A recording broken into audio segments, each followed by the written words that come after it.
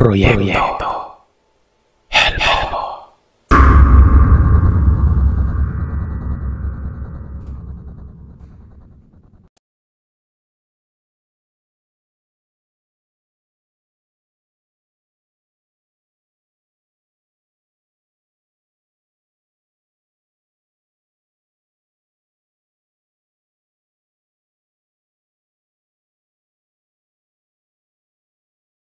Kwento ito ni nanay noong bagong panganak pa lamang siya kay kuya.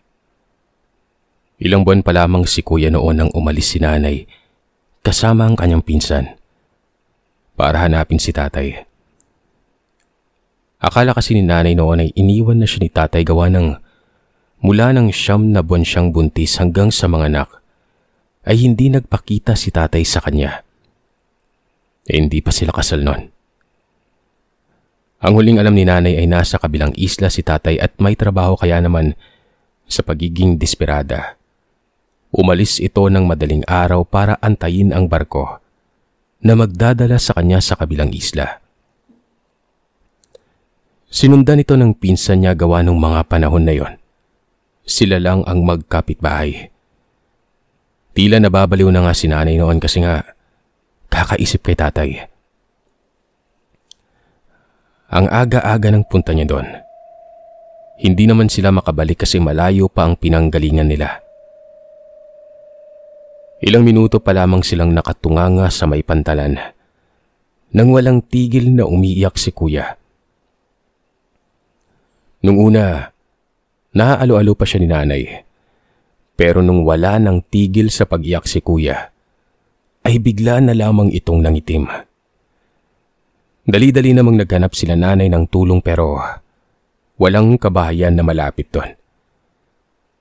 Dahil sa walang tigil sa pag-iyak si kuya ay naglakad sila nanay hanggang sa may makita silang bahay. Nagulat sila nanay nang hindi pa sila nakakalapit sa bahay na yon. Ay bigla na lamang may sumulpot mula sa may gilid nilang isang tao na uugod-ugod. Tapos dire-diretsyong naglakad papasok sa bahay na nakita nila. Dahil sa emergency, na kahit simpleng lana, pamunas o kung ano lang. Dahil gano'n naman din dati sa probinsya at nakikita naman nila na may mga tanim ang nasabing bahay ng mga halaman. Ay diretsyo na silang hinabol ang taong pumasok sa bahay na yon. Tao po! Tao po, makikihingi lamang po kami ng tulong. Medyo matagal pa bago buksan ang pinto. Pumungad sa kanila ang matandang babaeng masama tumitig. Hindi ito nagsalita. Nakatitig lamang sa kanila at kay kuya. Doon ay muling nagsalita si nanay na kung maaari ay makahingi ng tulong. Gawa ng nangingitim na si kuya sa walang tigil na pag-iyak. Matalim pa rin ang titig ng matanda na tila pa nagdadalawang isip na papasukin sila nanay. Pagkatapos ay tumingin ito sa paligid nun. Lumingalinga. Bago nagsabi ng mga katagang, "Anong ginagawa niyo sa lugar na to? Hindi kayo dapat nandito. Bakit nagdala ka pa ng bata sa oras ng madaling araw?" Matapos noon, pinapasok na lamang sila ng matanda. Marami ang sarado ng pintuan. Pinahiga nila si kuya sa lamesa. Iyak pa rin ito ng iyak. Pumunta naman sa likurang pintuan ng matanda at kumuha ng mga dahon-dahon na pinantapal niya sa tiyan ni kuya habang si nanay ay pinapahiran ng tiyan nito ng langis na bigay din ng matandang yon. Pagkabalik ng matanda, nagpapaapoy naman ito at nilagay ang dahon doon sa taas ng apoy hanggang sa matuyot ito at saka tinapal sa tiyan ng sanggol. Nanubalik naman ang normal na kulay ni kuya hanggang sa tumigil na ito sa pag-iyak. Sinabihan naman sila ng matanda ng paulit-ulit na hindi sila dapat naroroon. Ilang oras pa bago dadating ang barko. At ano ba ang iniisip nila? Kaya aga-aga silang naroroon. Hindi ba nila alam kung anong lugar ang pantalan sa kalaliman ng gabi? Na para bang gusto na silang paalisin ng matanda sa bahay niya, kahit na hindi ito nagpakilala. Kaya naman matapos noon, muli silang nagpaalam. Pero nakailang hakbang pa lamang sila sa labas ng bahay ng matanda. Bigla na namang umiyak si kuya. Nangitim na naman ito na tila ba hirap na hirap huminga. Umiiyak ng walang luha at walang lumalabas na tunog. Kasabay noon ay biglang pagpagaspas ng malakas na hangin sa mismong taas at bigla na lamang nagdilim ang langit. Pero ang dilim ng langit ay hindi normal noong gabing yon. Dahil tanging sa pwesto lamang nila nanay dumilim ang langit. Ang ibang parte ay maliwanag. Naliliwanagan ng buwan. Na tila ba may kung anong aninong nakaharang sa taas nila. Sa pagkakataon na ito, bigla na lamang nagsabi ang pinsan ni nanay na bumalik sa may bahay ng matandang tinuluyan nila. Wala naman ibang choice sila nun. Diretso lamang daw. At sabi pa ng pinsan ni nanay ay wag na wag titingin sa taas nila. Yun naman pala, Sir Seth. Nakita pala ni Tia nun ay isang dalawang malaking pakpak. Dipang-dipa umano ang pakpak na yon. Malapad na panapad na nakalutang lamang sa may langit. Hindi napapansin ni Tia kung may katawan ba ito. Pero isa lang ang nakakasigurado si Tia nun. Hindi yun normal na ibon o paniki. Walang ganong kalaking paniki. Kahit agila na madalas nakikita noong mga panahon na yon. Hindi ganon kalaki.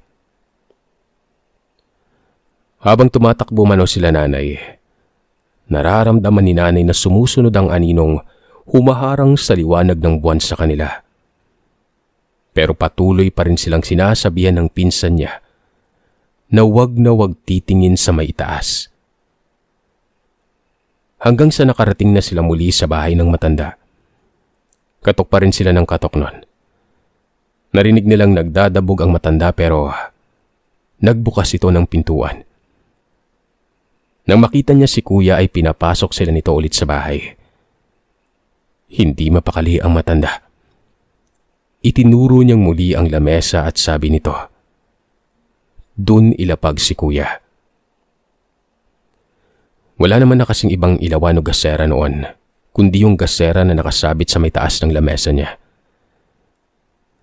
Doon pinatong si kuya muli at pagkakuway lumapit muna ang matanda sa lababo at dumura ito. Sabay sabi kila nanay na kailangan niya pa ng mga dahon-dahon na nakatanim sa labas ng bahay nito sa may likuran. Nagkusa na sila nanay. Kumuha sila ng pinapakuha ng matanda ng mga dahon sa likuran. Habang nasa may labas, hindi nila makuhang tumingin o lumingon man lamang sa may bubungan. Dahil mula doon, bukod sa may gumagalaw at kumakaluskos sa nipa na bubungan, ay merong sumisitsit sa kanila. "Dalian natin, Neng," sabi pa ng pinsan ni nanay sa kanya. Nangangapa kasi sila noon sa dilim gawa ng nasa ilalim ng maliit na puno ang mga dahon at kinakapa nila yon. Ilang segundo lamang sila doon, Sir Seth. At pagbalik ng tingin ni nanay sa bahay, nagulat siya nang may nakitang gumagapang sa may itaas ng bubungan. Kasing itim ito ng anino. Pero kitang-kita kung paanong nakasampay ang pakpak nito sa bubungan na yon. Halos hindi malaman nila nanay kung saan sila dadaan pero nang umangat ang ulo ng nilalang na yon, ay hindi na muling tumingala pa sila nanay. Sumisigaw silang umikot sa may gilid ng bahay at halos patalon na pumasok sa may pintuan nun. "Manang, andito na yung..." Hindi na naituloy ni nanay ang sinasabi niya. Sa kadahilanang mula sa lamesa kung saan nakahiga si kuya nun, ay nakasampad din sa mismong lamesa na yon ang matandang may-ari ng bahay. Naglalaway ito, nanggigigil na nanginginig ang buong katawan. Halos lumuwa na ang nagluluha niyang mga mata, habang ang mga dila nito ay ilang pulgada ang haba na siyang humaharap kay kuya nun. Napasigaw si nanay. Hindi niya akalaing ang mismong bahay na pinasukan niya ay pagmamay-ari ng isang aswang. Malagkit ang titig ng matanda kay kuya pero nang biglang kumaluskos ang bubungan ng bahay, napatingin ito sa may itaas. Kasabay nito ay ang biglang pag-atungal ng matandang yon at halos idikit na niya ang kanyang mukha kay kuya. Muli na namang kumalabog ang bubungan na halos masira na yon. At nang tumingala ang matanda, ay dun naglakas loob si Tia na itulak ang matanda sa mesa. Dahilan para muntik na itong mawala sa kanyang balanse. Siya namang kuha ni nanay kay kuya na nangangamoy langis na noon. May kulay na ito na normal, na sa tingin nila ay pinahiran muna ng matanda ng langis para makabalik sa ayos. Hindi na nagdalawang isip ang tumakbo sila nanay palabas pero bago pa man sila makarating sa may pintuan sa likuran, humarang ang matandang ito sa kanila. Kaya naman tumakbo silang muli sa may isa pang pintuan sa harapan. Himalang hindi na sila hinabol pa ng matanda pero ang ginawa niya, lumabas doon sa pintuan kung saan siya humarang at tila tumalon sa may taas ng bubungan. Doon na nagkaroon ng komosyon at ingay sa may bandang itaas. Sumigaw sila nanay nun. Nagbabaka sakaling may makarinig sa kanila pero ni kahol ng aso ay wala silang marinig noong gabing yon. Tanging sariling mga boses lamang nila ang kanilang naririnig. Natatandaan pa nila ang daanon kasi ang pagkakaalala nila, diretso lang ang malawak na kalsada pero nagulat na lamang sila nang habang nagiging pamilyar ang daan papunta sa pantalan at halos amoy na nila ang samyu ng dagat nun. Bigla na lamang paunti-unting lumiit ang kalsada at sa hindi maipaliwanag na dahilan, lumitaw ang isang napakalaking baboy ramo. Namumula ang mga mata nito. Naglalaway na parang hayok na naghahanap ng pagkain nun. Pasugod ito sa kanila. Pero ang ginawa ng pinsan ni nanay ay humarang ito. Kumuha ng malalaking bato at binabato sa nilalang na yon. Natatamaan at nasasaktan naman umano ang baboy ramo pero kakaiba talaga ang laki nito. Umatungal ito na tila pinapaalis si Tia sa may harapan niya at hindi umaalis ang titig nito kay kuya. Akala nga ni Tia noon, katapusan niya Sir Seth. Dahil ang bilis umanong nabangga siya ng baboy ramo pero hindi siya pinansin ito. Hinawakang maigi ni nanay si kuya pero laking gulat niya nang hindi na tumuloy ang hayop sa pagsugod sa kanya dahil tila may bumagsak sa itaas nito. Nagpagulong-gulong ang baboy ramo at ginawa itong pagkakataon ni Tia para hatakin si nanay at ipagpatuloy ang pagtakbo nila papalayo. Habang tumatakbo ay sambit ng sambit ang pinsan ni nanay na totoo pala ang mga kwento patungkol sa lugar na yon. Na kapag ganoong oras ng madaling araw ay may mga kababalagang nangyayari sa may malapit sa pantalan. Kaya nga sinundan niya sina nanay magmula nang umalis ito papunta sa bayan at nilakad papunta sa pantalan na yon. Ayaw lamang makinig ni nanay sa kanya dahil ang katuwiran nito ay malakas ang paniniwala niya sa may kapal. Pero sinabihan siya ng pinsan niya na aanhin naman niyang paniniwala kung siya mismo nilalapit niyang sarili sa kapahamakan. Ang malala pa, madadamay si kuya. Hindi nagtagal ay narating nila ang pantalan na walang nangyaring hindi maganda. Pero ang problema, saan sila malalagi? Walang nakatira doon. Walang ibang mga tao.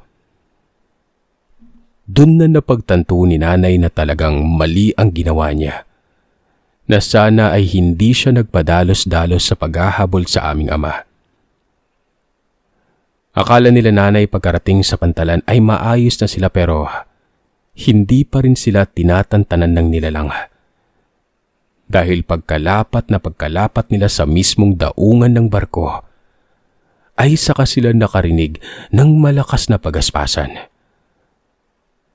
Unang nakita ng pinsan ni nanay ay yung bukas na daanan sa gilid ng pantalan. Na kapag bumaba ka doon, buhanginan na. Sakto namang mababa ang tubig ng gabing yon. Kaya naman bago pa tuluyang makalapit ang anino na lumilipad na tila ba isang paniki ay halos pagtulakan niya si nanay na bumaba doon. Makipot kasi ang pababa. At sa gilid ay may mga iba't ibang punong nakatanim na pwede nilang pagtaguan. Pagkababa umano nila nanay nun, ay bigla ding lakas ng hangin na yung mga puno sa gilid ay tila ba tatangayin ng hangin na yon. Kitang-kita ni Tia kung paanong sinusubukan ng nilalang na may malaking pakpak na bumaba pero bukod sa mga punong nakaharang, binabato ito ni Tia. Sobrang pasasalamat talaga ni nanay at sinundan siya ni Tia noon. Tuloy-tuloy ang takbo nila hanggang sa makakita sila ng isang bangka na malaki. Agad namang sinabihan ni Tia si nanay na doon magsiksik kasi kung pipilitin pa nilang tumakbo sa malayo, kung saan tanaw nila ang ibang kabahayan, ay hindi na sila aabot gawa ng malayo-layo pa ito. At maliksi ang lumilipad sa may itaas nun. Sadyang hindi lamang makababa. Halos tumalon si nanay sa loob ng bangka at ipinasok ang sarili. Samantalang si Tia, dahil hindi na magkasya doon ay tumakbo ito sa tubigan at ibinaba ang katawan pero nakatitig pa rin kila nanay nun. Bumaba ang nilalang na may pakpak papunta sa may bangka. Doon na nakita ni nanay ang totoong anyo nito. Ang buhok at balat magkakulay nun. Kulay itim at abo. Samantalang ang mga mata ay namumula. Ang ilong ay tila paniki at pagamat may kamay, wala itong mga paa. Pilit nitong inaabot si nanay pero sa tuwing lumalapit ito para abutin siya, sinisipa ito ni nanay habang akap-akap si kuya. Sigaw ng sigaw naman si Tia na humihingi ng tulong nun. Hanggang sa maya-maya pa, napahinto ang nilalang nang meron siyang marinig na sigaw mula sa hindi kalayuan. "Celia! Itigil mo yan! Di ba usapan walang manggaganyan ng mga pasahero?" Umangat ang nilalang sa paglipad nun. Tumitig ito ng matagal sa pinanggagalingan ng boses. At pagkatapos ay bigla na lamang itong lumipad papalayo. Si Tia ang unang nakakita ng mga taong may dalang apoy. Papalapit sa kanila. Kaya naman dali-dali ding umalis si Tia sa tubigan at tumakbo papunta kila nanay. Inalalayan si nanay ng mga taong may dalang apoyan para makabangon. Bit-bit ang natutulog at pagod na si kuya nun. Nagpakilalang kapitan ng lugar ang lalaking sumuway sa nilalang. Bagamat nasa anyong tao, napapansin ni nanay na tila ba may mali din sa kanila gawa ng hindi sila makatitig ng maayos. Tapos kapag tinatamaan ng buwan ng mga mata nila, nagliliwanag na pula. Humingi ang kapitan ng tawad sa nangyari kila nanay. Kilala umano niya ang umatake sa kanila at hindi niya ito masisisi dahil sa ganung oras ay wala naman talaga dapat pasahero doon. At lalong-lalo nang may dalang sanggol. Mabuti na lamang umano at tinimbrihan sila ni Melda noon. Nung hinanap ng kapitan si Melda, wala na ito sa grupo. Hindi nagpakita. Pero ayon sa kapitan, si Melda umano ang matandang tinuluyan nila nanay. Yung bahay ng matanda na isa ding aswang. Hindi alam ni nanay kung anong magiging reaksyon noon pero dahil sa mukha namang mabait ang mga ito ay nagbasama sila. Hindi umalis sa mga kalalakihan hanggang sa unti-unting nagsidatingan ng iba pang mga pasero sa may pantalan na yon. At doon na nagpaalam ang kapitan ng lugar. Pagod na pagod silang sumakay sa barko, lalo na si tita na basang-basa pa noon. Nakarating naman sila sa kabilang isla. At kaya naman pala hindi nakauwi si tatay dahil nagkaroon ito ng emergency. Nagpapagamot pala ito noon dahil nabagsakan siya ng semento. Medyo nabalian si tatay sa may balikat at leg. Wala din namang kakilala noon si tatay na alam ang lugar na para puntahan. Siyempre nagalit si tatay sa ginawa ni nanay, diba? Bukod sa nilagay niya sa panganib si kuya, parang nawalan din ito ng tiwala kay tatay kahit na mapanindigan naman siya ni tatay noon. Pati na sila lolo at lola noong bumalik ito sa lugar namin. Nung 2 taong gulang na si kuya, pabalik-balik pa rin na nakakarating si nanay sa may pantalan na yon. At nang minsang ihatid si tatay ay hindi niya akalaing makikita niya si Melda. Malakas pa rin ito na nagtitinda ng gulay at may mga halamang ugat sa pantalan. Agad niya itong nilapitan at napakatalas din ng memorya ng matanda dahil sa naalala din siya nito noon. Kinamusta ng matanda si kuya. At ang sabi nga nito, noong gabing nag-anyong aswang siya ay hindi niya umano mapigilang magbago ng anyo dahil sa sobrang bango ni kuya. Pero ginawa niya umano ang lahat para pigilan ng sarili na huwag galawin si kuya noon. Pinoprotektahan pa nga niya ito sa aswang na sumusunod kay kuya na nasa bubungan ng mga panahon na yon. Maski ang pagharang niya sa isang pintuan ay para hindi lumabas sila nanay doon. Gawa ng naroroon ng nilalang. Siya din ang nakipagbuno sa aswang at siya din ang bumangga sa baboy ramo para tuluyan ng makatakbo sila nanay. Abot-abot ang pasasalamat ni nanay kay Melda. At kahit na yon ang muli at huli nilang pagkikita, kampante si nanay na tuwing pumupunta ito sa pantalan. Dahil alam niyang hindi lahat ng aswang masasama. Makalipas pa ang maraming taon ay naging komersyalado na ang lugar na yon. Dumami ang mga nakatira, nagkaroon ng palengke. Hindi lang sigurado si nanay kung naroroon pa rin ang mga nilalang na nakatira o nagsialisan na sila kasabay ng pag-unlad ng lugar na yon.